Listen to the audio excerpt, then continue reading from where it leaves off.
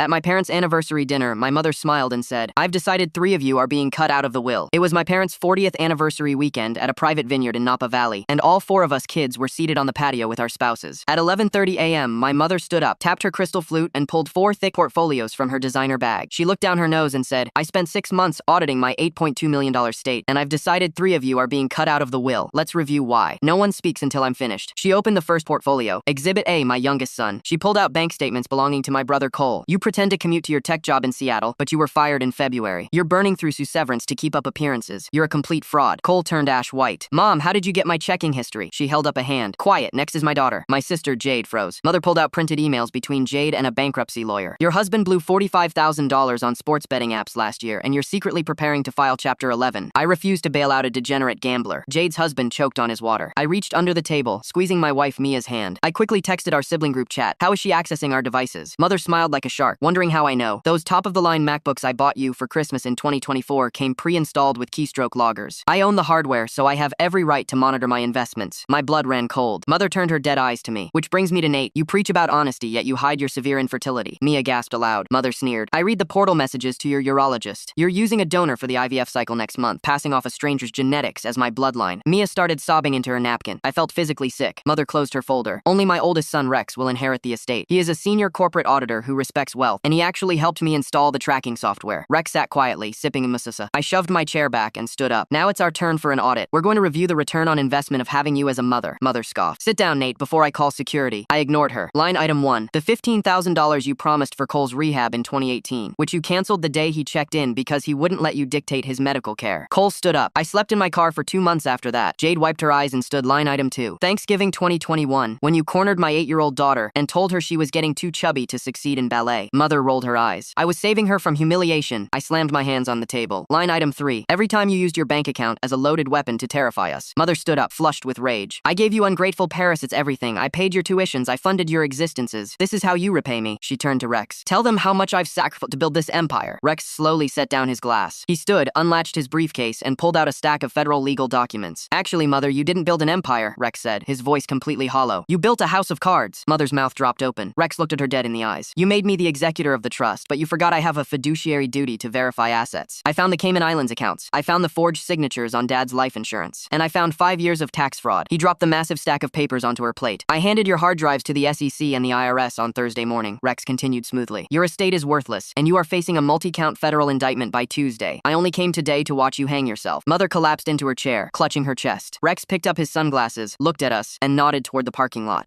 We walked out of the tasting room together, leaving her completely alone to face her absolute ruin. The drive away from the vineyard was the quietest 30 minutes of my life. Mia was staring out the window, her hand still trembling in mine. Cole was in the back seat of my SUV, staring at his phone, probably checking his balance to see if he had enough for a hotel room. Jade followed us in her car with her husband, probably wondering if bankruptcy was still their biggest problem. We pulled into a roadside diner about 20 miles south of Calistoga. Rex was already there, leaning against his black sedan, checking his watch. He didn't look like a man who had just destroyed his mother. He looked like a man who had just finished a very long shift at the office. "We need to talk," Rex said as we gathered around him in the gravel lot. "The IRS doesn't move as fast as you see on TV, but the SEC does when there's a whistleblower involved. They froze the main domestic accounts an hour ago. That means your tuitions, your mortgages, anything she was subsidizing is effectively cut off. I need you all to understand that the $8 million she was waving in your faces doesn't exist anymore. It's all being clawed back." "I don't care about the money, Rex," I said, my voice finally coming back. "I care about the fact that she's been reading my doctor's notes. I care that she knows about the donor." Mia looked up then, her eyes red. "How long did you know she was watching us, Rex? You helped her. You said you helped her install the software." Rex looked at Mia, then at me. "I did. If I hadn't, she would hire a private firm that actually knew what they were doing. I installed a shell version on your laptops. It logged your keystrokes, yeah, but it sent the logs to a server I controlled first. I edited out the truly private stuff before she saw it, or at least I tried to. I missed the medical portal login. I'm sorry, Nate, truly." "You still let her have it," Cole spat, kicking a rock. "You let her sit there and tear us apart." "I needed her to commit," Rex said. "I needed her to admit on the record, which I was recording, that she was the sole person responsible for the financial decisions of the estate. If I'd stopped her 6 months ago, she would have pinned the fraud on Dad's old partners or some fall guy at the firm. Today, she claimed ownership of every cent. She signed her own confession." He handed to me a small USB drive.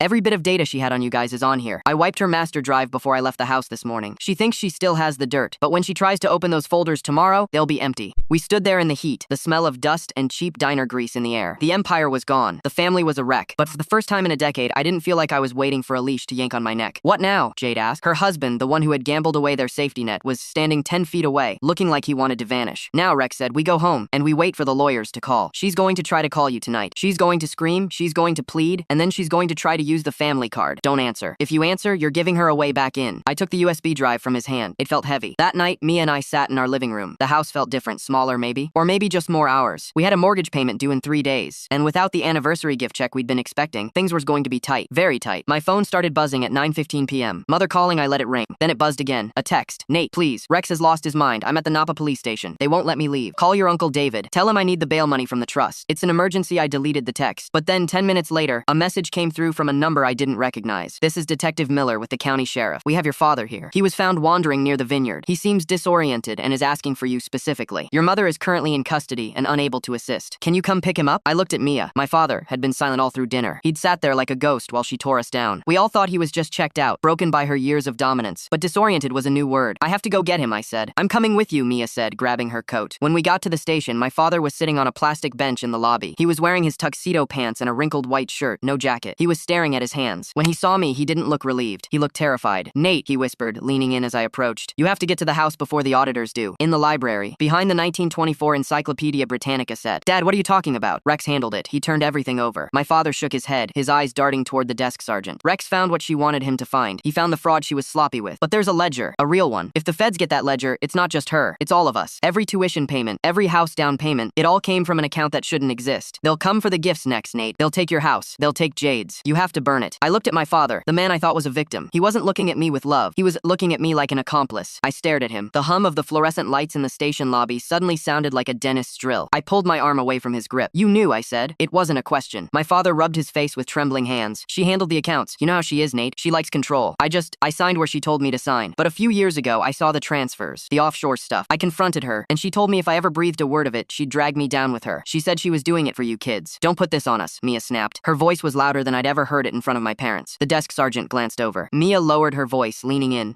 You sat there today and let her rip us to shreds. You let her talk about my body, about our private medical records. You let her destroy Jade and Cole, and you just drank your water. I was terrified, he whispered. I still am. Where are the keys to the house, I asked. He dug into his pocket and handed me a heavy brass key ring. Third door on the left, past the dining room. The library. The bottom shelf on the east wall. The red ledger, Nate, please. If Rex didn't find it, the SEC hasn't found it yet. If they get it, they take your house. They take everything. I didn't say goodbye. I turned and walked out the glass doors into the cool Napa night. Mia was right behind me. We got into my SUV. I didn't start the engine right away. I just gripped the steering wheel, staring at the dark silhouette of the mountains against the night sky. We're not burning anything, Mia said into the silence. I know, I said. If we burn evidence, we're committing a federal crime. We're crossing a line we can't uncross. Nate, look at me. I turned my head. In the dim glow of the dashboard lights, she looked exhausted. The mascara was smudged under her eyes from crying earlier at the dinner. We wanted to build a family, she said quietly. We're starting IVF next month. We can't build our family on a foundation of stolen money and burned ledgers. We just can't, even if we lose the house. I know, I repeated, and I meant it, but I need to see it. I need to know exactly what we're losing. I need to know how much of our life was bought with dirty money. She nodded once. I put the car in drive and headed back toward the vineyard. The estate was about 15 minutes away. It sat at the end of a long winding driveway lined with ancient oak trees. My mother had bought the property 5 years ago, gutting the historic farmhouse and turning it into a sterile modern fortress of glass and steel. Usually, the driveway was lit up like a runway, but tonight everything was dark. The main gate was standing wide open. I parked near the garage. The silence was heavy. No crickets, no wind, just the sound of our tires crunching on the expensive imported gravel. I unlocked the massive oak front door. The house smelled like fresh lilies and expensive floor wax. It was exactly as we had left it this morning, but it felt entirely different. It felt like a crime scene. Don't turn on the main lights, I whispered, though I had no idea why. There was no one here. It just felt wrong to illuminate the place. We used our phone flashlights to navigate the massive foyer, passing the dining room where the long mahogany table still sat perfectly set. We turned down the hallway and pushed open the heavy double doors to the library. My mother's library was entirely for show. She didn't read. She bought books by the linear foot from interior designers so the shelves would look appropriately intellectual. The east wall was lined with matching antique sets. I walked over, the beam of my phone cutting through the dark. Bottom shelf, 1924 Encyclopedia Britannica. The spines were cracked, dark green leather with faded gold lettering. I grabbed the AB volume and pulled it out. Then the next one. There was a hollow space behind the books. I reached my hand in. My fingers brushed against something smooth. I pulled it out. It was a simple, cheap red spiral-bound notebook, the kind you buy at a drugstore for $2. It felt absurdly light in my hands. This was the bomb my father was so terrified of. This was the document that could allegedly take down our entire lives. I set it on the large oak desk in the center of the room. Mia came and stood next to me, her shoulder touching mine. I flipped it open. My father's handwriting, tight, small, and sweepings, arrogant cursive. My father had kept the books. February 12, 2019, wire transfer. Came in a seat 4 to Jade and Marcus, down payment assistance. 100 September 4, 2020, wire transfer. Swiss a seat 2 to Nate and Mia, kitchen renovation. 45,000 January 18, 2022. 2022. Cash withdrawal. Rehab clinic for Cole. Cancelled. Funds returned to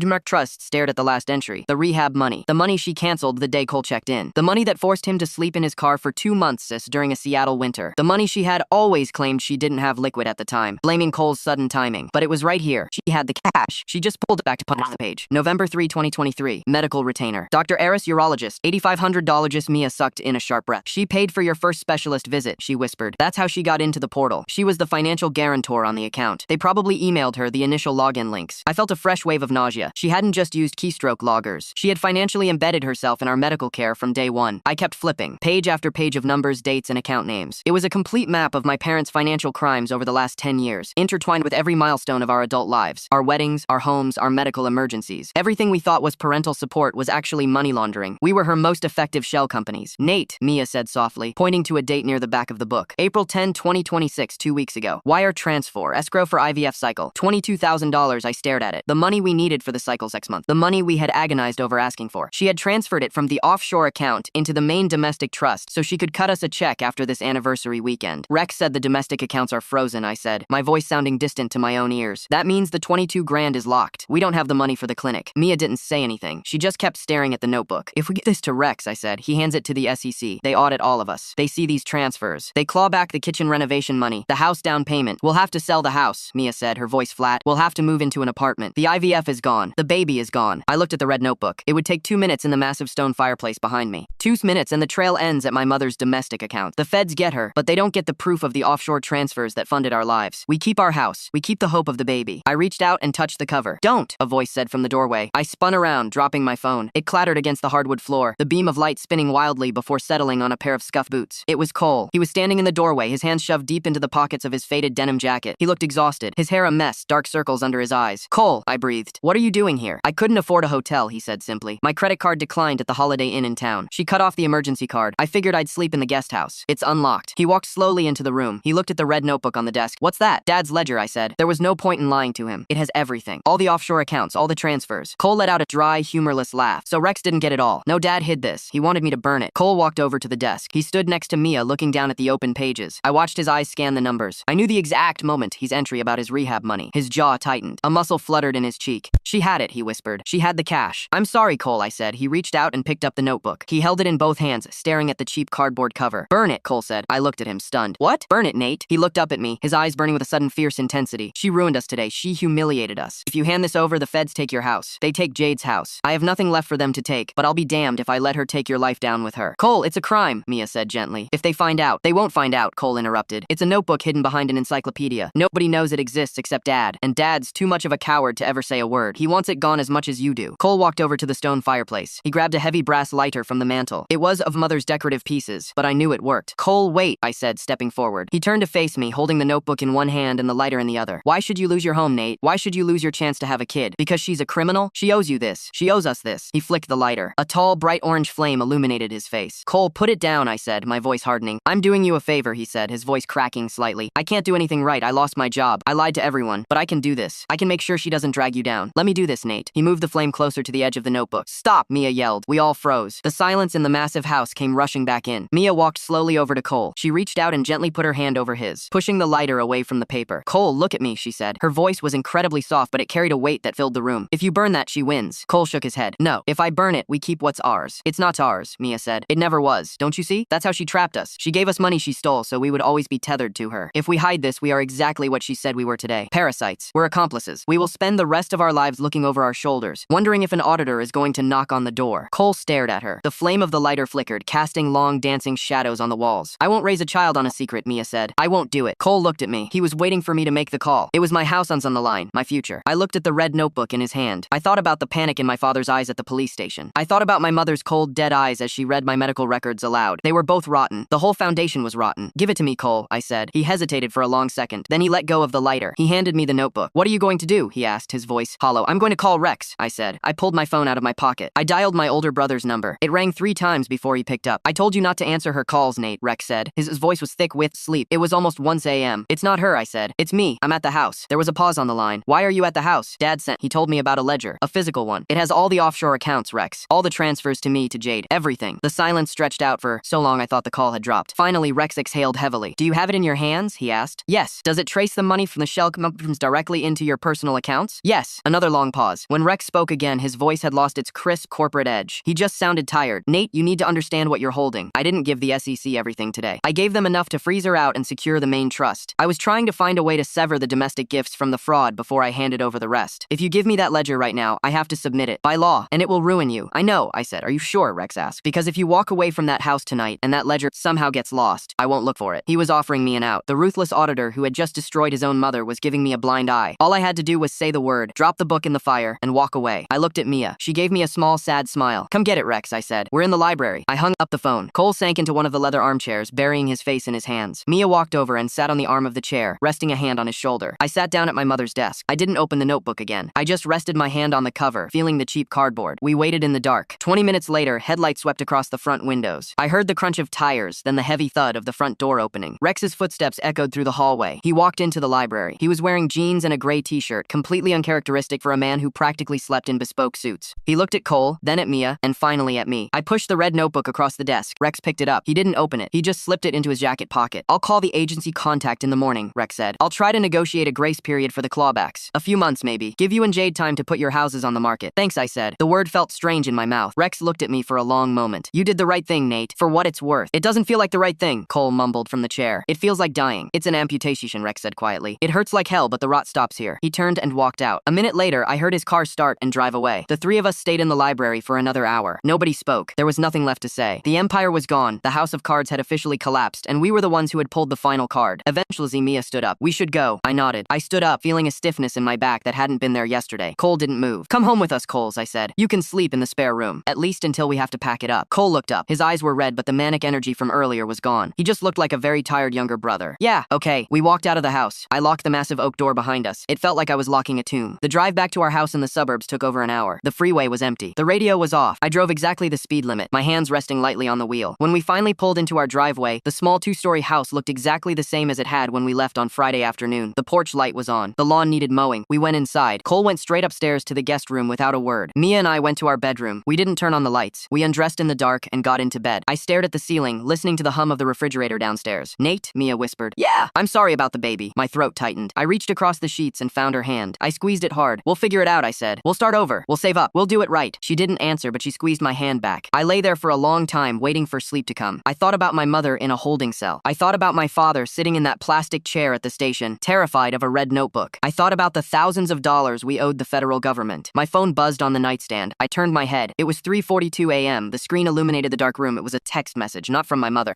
Not from Rex or Jade or my dad. It was an unknown number. I picked up the phone and opened the message. You shouldn't have given him the book, Nate. Check your email. I stared at the screen, my eyes burning in the dark. I didn't recognize the number. I almost deleted it, thinking it was spam. Some automated bot perfectly timing a phishing attempt with the worst night of my life. But the second sentence locked my thumb in place. Check your email. I switched apps, pulling down to refresh my inbox. It took 3 seconds for the new message to load. It was from an address I didn't know, a string of random letters and numbers at a secure Proton Mail domain. There was no subject line, just a single PDF attachment. I tapped it. The document opened. It was a scan. 4 pages of a legal contract, heavily redacted with thick black digital markers, but the unredacted parts were clear enough. It was an operating agreement for an LLC registered in Delaware, dated 3 years ago. The LLC was the parent entity for the Cayman accounts my mother had been using. I scrolled to the last page. The signature line. My mother's sweeping, arrogant cursive was there. Right next to it, under the title of Managing Director, was Rex's signature. I kept scrolling. There was a second document, a chain of emails between Rex and my mother from 2022. Mother, the transfer to Jade's escrow account went through. Dad is asking questions about the balance in the main trust. I don't like how he's looking at me. Rex, let him look. He doesn't have access to the secondary ledgers. I've restructured the routing so the domestic trust acts as a blind. The 15% management fee for my firm will be deducted automatically from the offshore holding before it hits the domestic side. Just make sure you keep the physical red book updated for our internal reconciliation. Do not digitize it. I stopped breathing. The air in the bedroom suddenly felt completely stagnant. Rex hadn't just discovered the fraud. He built it. He was taking a 15% cut of every stolen dollar my mother laundered through us. He was the architect of the very house of cards he had just publicly burned down, and I had just handed him the red book, the only physical copy of the internal reconciliation, the only piece of evidence that proved he was managing the money, not just auditing it. He didn't take the book to hand it to the SEC. He took it to destroy it. He was wiping his prints off the murder weapon before the cops arrived, leaving my mother holding the gun and leaving the rest of us covered in the blood. Nate? Mia's voice was thick with sleep. She shifted in the bed, the sheets rustling. Who is texting you? I couldn't speak. I just turned the phone around and handed it to her. I watched her face in the pale light of the screen. I watched her eyes track back and forth as she read the email chain. I watched her process the fact that the older brother who had just played the righteous savior was actually the one who had drained our future. Mia slowly lowered the phone. She didn't cry. She didn't gasp. She just looked at me with a cold, terrifying clarity. He wanted the ledger, she whispered. He knew Dad had it. He used us to get it. Yeah, he's going to let us lose the house. He's going to let the SEC claw back our money while he sits on his 15% offshore. Yeah! Mia threw the blankets back and stood up. She didn't bother putting on her robe. She walked out of the bedroom and headed toward the stairs. Mia, wait, I said, scrambling out of bed. I followed her down the hall. She pushed open the door to the guest room. Cole was asleep on top of the covers, still wearing his jeans and the faded denim jacket. His boots kicked off on the floor. Mia walked over and shoved his shoulder hard. Cole jolted awake, throwing an arm up instinctively. What time is it? Get up, Mia said. Her voice was pure steel. Get up and come downstairs. We sat around the kitchen island. The digital clock on the oven read 4:15 a.m. I had made a pot of coffee, pouring it black into 3 mugs. The steam rose in the harsh overhead light. Nobody touched it. My phone was sitting in the middle of the counter, the PDF open. Cole stared at it for a long time. He read the emails twice. Then he slowly pushed the phone away. I told you to let me burn it, he said. His voice was empty. There was no I told you so in it. Just a profound, heavy exhaustion. I had the lighter right there, Nate. I had the flame on the paper. If we burned it, we'd still be in the exact same position, I said, rubbing my temples. The feds still wouldn't have it. Mother still goes down. We still get audited. Yeah, but Rex wouldn't have it either, Cole shot back, finally sparking in his eyes. Right now, Rex holds the only key. He has the book. He's going to selectively surrender the pages that implicate Mother and us, and he's going to shred pages that show his management fees. He gets immunity as the whistleblower. We get federally indicted for receiving stolen funds. He set us up to be his meat shields. Who sent the text? Mia asked, looking at me. I don't know. The number is untraceable. The email is a burner account. Dad, Cole said immediately. Dad knew Rex was dirty. That's why he was so terrified at the police station. That's why he told you not to let Rex find the ledger. He knew Rex would use it against us. If Dad knew Rex was dirty, why wouldn't he just tell me? I asked. Because Dad is a coward, Cole spat. He's always been a coward. He let Mother ruin us, and now he's letting Rex clean up the scraps. He sent you the PDF anonymously because he's too scared to put his name on it. He's probably hiding in a motel somewhere right now, waiting to see who survives the fallout. My phone buzzed against the granite countertop. We all jumped. It wasn't a text. It was a phone call. The caller ID said Jade. It was 4:30 in the morning. Jade? Nate, she sobbed. The sound was raw, frantic. Nate, you have to help me. I don't know what to do. Slow down. What's happening? The bank. My accounts. Marcus tried to buy a coffee at the airport an hour ago. His card declined. Then mine declined. I logged into the app. Everything is frozen. The checking, the savings, the kids' college funds. Every single account has a zero balance and a message saying to contact a federal fraud hotline. I looked at Mia. She closed her eyes. Rex didn't wait, I said quietly. What? Jade asked, her breath hitching. Rex submitted the initial whistleblower report to the SEC on Thursday, remember? He must have given them the routing numbers for all of our domestic accounts. They're locking down the entire family's assets to prevent capital flight while they investigate Mother. But it's my money, Jade screamed through the phone. I work. Marcus works. It's not all from her. It's commingled, Jade, Cole said, leaning toward the phone. She gave you 150 grand for the house. You mixed it with your own money. As far as the feds are concerned, every dollar you have is fruit of the poisonous tree. Marcus is leaving, Jade choked out. He packed a bag. He said he's not going to federal prison for my mother. He said I'm on my own. Nate, I have the girls. I have to pay rent on the bakery space on Tuesday. What am I supposed to do? I didn't have an answer. I didn't have a single word of comfort. I was staring down the barrel of the exact same gun. Come to my house, I told her. Bring the girls. Just come here. We'll figure it out together. Okay, she whispered. Okay, I'm coming. She hung up. Silence filled the kitchen again, heavier than before. At 8 a.m., the sun was up, casting a bright, cheerful light over our suburban neighborhood. It felt insulting. The world outside looked perfectly normal. People were walking their dogs. A delivery truck drove by. Inside, we were a war room without a general. Jade arrived with her 2 daughters, looking like a ghost. Her eyes were swollen, her clothes rumpled. The girls, 6 and 8, were quiet, sensing the tension. Mia set them up in the living room with cartoons and bowls of cereal, trying to keep a smile on her face. I was sitting at the kitchen table with my laptop open, trying to find a white-collar criminal defense attorney who offered free consultations. It was a joke. The retainers I was seeing started at $50,000. We couldn't even afford to buy groceries right now, let alone hire a lawyer to fight the federal government and our own brother. Then Mia's phone rang. She was standing by the sink, washing the coffee mugs. She dried her hands on a towel and looked at the screen. Her posture completely changed. Her shoulders dropped and her face went slack. It's the clinic, she said softly. I stood up. Don't answer it. Let it go to voicemail. She shook her head. I can't. If I don't answer, they automatically cancel the cycle. I have to try. She answered the call, pressing the phone to her ear. Hello? Yes, this is Mia Davis. Cole and I watched her from the table. We listened to the one-sided conversation. I understand, Mia said. Her voice was remarkably steady. Yes, I know the wire transfer was scheduled for Friday. There was an issue with our bank. A security hold. A pause. She closed her eyes. I know the cutoff is 5 p.m. today. I know you have to prep the donor. Is there any way we can arrange a payment plan? We have excellent credit. We can put down a partial payment. Another pause. Longer this time. Mia's hand gripped the edge of the sink so hard her knuckles turned white. I see. Policy. No, I understand. It's fine. Her voice cracked on the last word. Yes. Cancel the cycle. Thank you. She ended the call. She carefully set the phone down on the counter. She picked up the dish towel, folded it into a perfect square, and laid it next to the sink. Then she turned around, leaned against the counter, and slid down until she was sitting on the floor, pulling her knees to her chest. She didn't make a sound, but she was shaking violently. I crossed the kitchen in 3 strides and dropped to the floor next to her, wrapping my arms around her. She buried her face in my shoulder, and the dam broke. She sobbed, a deep guttural sound of pure grief that tore through the kitchen. I held her, staring blankly at the bottom of the dishwasher. I felt a hatred blooming in my chest that scared me. It wasn't the dull, familiar resentment I had always always felt for my mother. This was a sharp, focused, blinding rage aimed directly at Rex. He didn't just take our money, he took our child. Cole stood up from the table. The chair scraped loudly against the tile. I looked up. Cole had his phone in his hand. He was dialing a number. "Who are you calling?" I asked, my voice tight. "Rex's office," Cole said, putting the phone to his ear. "His assistant gets in at 8:30. Cole ignored me. "Yeah, hi Brenda. It's Cole. I need to speak to Rex." Now, a pause. Cole's jaw clenched. "I don't care if he's in a partner meeting. Pull him out. Tell him if he doesn't pick up this phone in 10 seconds, I'm going to drive to the downtown office and drive my truck through the glass lobby doors." I let go of Mia and scrambled to my feet. "Cole, give me the phone." Cole turned his back to me. "Yeah, it's me." I stopped. I could hear the tinny sound of Rex's voice coming through the earpiece, calm and smooth. "No, I don't want to talk about grace periods," Cole said, his voice dropping to a dangerous low register. "We saw the PDF, Rex. We saw the Delaware LLC. We saw your signature." The tinny voice stopped. There was complete silence on the line. "Yeah," Cole breathed. "That's what I thought. You didn't burn the whole house down. You just burned our rooms. So here's what's going to happen." "Cole, stop," I hissed, grabbing his arm. "If you threaten him, he'll record it. He'll give it to the police." Cole shook me off. He looked dead ahead at the kitchen wall. "You're going to fix the wire transfer to the clinic," Cole said to Rex. "Today. I don't care what account it comes from. I don't care how you launder it. You're going to make sure the 22 grand clears by 4 o'clock. If it doesn't, Nate doesn't go to the SEC. I do. And I won't go with a lawyer. I'll go to a reporter. I'll hand them the PDF. I'll hand them the emails. And I'll tell them exactly how a senior partner at your firm structures illegal offshore shells for his own family." Cole paused, listening. "I have nothing to lose, Rex," Cole whispered. "I'm already bankrupt. I'm already a fraud. But you have a corner office. You have a reputation. You have a whole life built on being the smartest guy in the room. You really want to see what happens when the dumbest brother decides to pull the pin?" Cole ended the call. He didn't wait for a response. He just pressed the red button and tossed the phone onto the table. He looked at me, then down at Mia, who was still sitting on the floor, staring up at him with wide eyes. "He'll pay it," Cole said quietly. "He's arrogant, but he's not stupid. He knows the PDF is enough to trigger an internal audit at his firm. He'll pay the clinic to buy our silence." "You just blackmailed a federal witness, Cole," I said, my heart hammering against my ribs. "You just committed extortion on an active SEC whistleblower. I don't care. He's going to come after you. He's going to find a way to destroy you." "He already did," Cole said, shrugging his denim jacket higher on his shoulders. "I'm just returning the favor." My phone buzzed on the counter. We all stared at it. It wasn't Rex. It was my boss. I stared at the name on the screen. David Thorne, regional manager, had been supposed to log into the Monday morning sales meeting an hour ago. I hadn't even opened my laptop. I hadn't sent an email. In the chaos of the night and the morning, I had completely forgotten that I had a job. I picked up the phone. I cleared my throat, trying to find my professional voice. "Hi, David. I'm so sorry I had a family emergency this morning, and Nate," David interrupted. His voice wasn't annoyed. It was incredibly formal. It was the voice of a man reading from a script prepared by human resources. "I need you to listen to me carefully." "Okay," I said, a cold dread washing over me. "I was contacted 20 minutes ago by the legal department at corporate," Dave said. "They received a notice of garnishment and an asset freeze order from the Department of Justice, naming you as a party of interest in a federal financial investigation." I closed my eyes. The kitchen felt like it was tilting. "Nate, per company policy regarding active federal investigations involving employee finances, we have to place you on immediate administrative leave without pay, pending the resolution of the inquiry." "David, please," I said, desperation cracking my voice. "It's a mistake. It's my mother's estate. I didn't do anything. I can't discuss the details with you, Nate. You are locked out of the company servers as of 5 minutes ago. You need to surrender your company vehicle and your corporate card by the end of the day. A courier will be at your house at noon to collect your laptop. Do not contact any clients." He paused. For a second, the corporate mask slipped, and he just sounded like a guy I'd worked with for 6 years. "I'm sorry, Nate. Get a good lawyer." He hung up. I lowered the phone. Cole and Mia were looking at me. They didn't have to ask. They could see it on my face. The 22 grand for the clinic didn't matter anymore. Even if Rex paid it, even if we got the cycle back, it was over. I had no job. I had no income. I was just locked out of my own bank accounts. We had a mortgage due in 3 days. I walked over to the kitchen sink. I turned on the cold water. I splashed it on my face, letting it drip down my chin, soaking my shirt. I stared at myself in the reflection of the dark window above the sink. I wasn't a victim anymore. I was a casualty. And then, my phone buzzed again. It was a text message from the same unknown number that had texted me at 3:42 a.m. "He didn't take the book to his office, Nate. I know where he put it." I typed back immediately. "Where?" The 3 dots pulsed on the screen. Then the reply came through. "He drove to my P.O. box in Calistoga right after he left your house. I followed him. He dropped it in the overnight slot. He's insulating himself. If the SEC ever finds out it existed, he can say he gave it to me to hold.